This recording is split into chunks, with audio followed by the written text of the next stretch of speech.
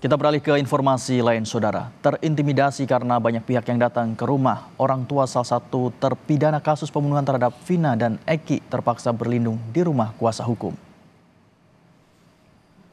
Suratno, orang tua dari Sudirman, terpidana kasus pembunuhan Vina dan Eki, mengaku takut dan tertekan karena banyaknya orang yang mendatangi rumahnya pasca viral film Vina.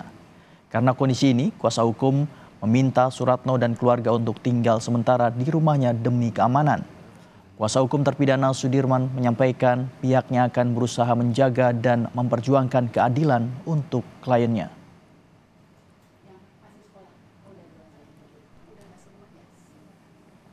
Tadi teman-teman tahu sendiri, saya dalam kondisi sedang berada bersama teman-teman wartawan. Tiba-tiba Bapak Sudirman datang ke saya. Di polisi datang. Kemudian banyak juga wartawan, dia nggak ngerti mesti bagaimana, dia takut ngomong, dia datang ke rumah saya. Saya juga kaget karena itu juga saya nggak pernah duga. Saya pada akhirnya saya siapkan rumah jadi di sini. Bapak boleh tinggal di sini, nggak usah mikirin apa-apa. Satu terpidana kasus pembunuhan Vina dan Eki, Saka Tatal, yang telah bebas pada tahun 2020 lalu, menceritakan saat dirinya ditangkap. Saka Tatal yang saat itu masih berusia 15 tahun ditangkap. Di kantor polisi, Saka menyebut diperlakukan tidak manusiawi hingga akhirnya terpaksa mengaku terlibat kasus pembunuhan Vina dan Eki. Pas baru nyampe, mau nganterin motor udah ada polisi. Saya datengin, saya kan ke situ niat cuma nganterin motor. Malah saya ikut ditangkap juga tanpa sebab apapun, nggak ada penjelasan apapun, langsung dibawa. Nyampe di Polresta, saya langsung dipukulin, suruh mengakui apa yang bukan saya lakukan. Akhirnya ngaku juga itu karena terpaksa. Nah, terpaksa udah nggak kuat gitu. Udah nggak kuat lagi. Sekarang kan dengar ada 3 orang yang DPO. Kenal nggak sih masyarakat? Dari ketiga tersebut saya tidak mengenali semuanya.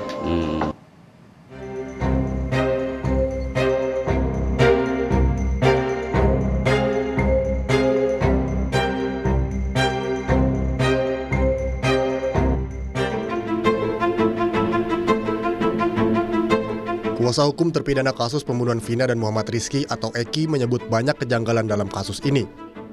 Kejanggalan terjadi sejak awal penanganan, penetapan tersangka, persidangan, hingga kasus ini diambil alih oleh Polda Jawa Barat. Menurut kuasa hukum, salah satu kejanggalan yang mencolok ada pada fakta hasil visum di Rumah Sakit Gunung Jati, hasil otopsi di Rumah Sakit Losarang Bayangkara Indramayu, dan hasil bunyi tuntutan jaksa dalam persidangan. Kami semua punya keyakinan bukan terdakwa yang ada di dalamnya, bukan pelakunya. Ada salah tangkap atau gimana? Kalau kami yakin bukan pelakunya, silahkan dianalogikan sendiri, disimpulkan sendiri. Dari tuntutan dan hasil visum aja sudah sangat jauh berbeda. Faktanya dalam tuntutan korban meninggal karena tusukan di dada, di dan perut. Tetapi dari hasil visum maupun otopsi tidak ada luka akibat tusukan benda tajam.